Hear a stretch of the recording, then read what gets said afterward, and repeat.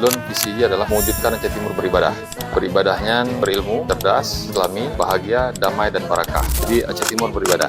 Dan nyo harus secara visi harus terwujud di 2020-2020. Nyan harus ke modal utama menuju Aceh Timur misalnya 2045. Okay. Bahkan 2045 karena nyan Indonesia 100 tahun merdeka 2045. Sekaligus memang bonus demografi 2045.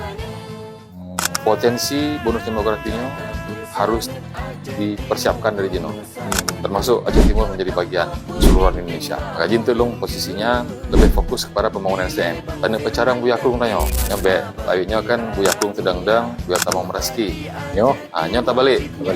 Tak pecarang Buyakrung, insya Allah Buyakrung akan berintegriti dan Jaga bersanit Aceh Timur bersanit. Tajuk tanpa pemimpin baurung je. Pilih Bang Firman dan dengan abadi Aramia. Bupati Aceh Timur Citnyan yang pah. Bang dan dengan abadi ke bupati tak pejut. Pemimpin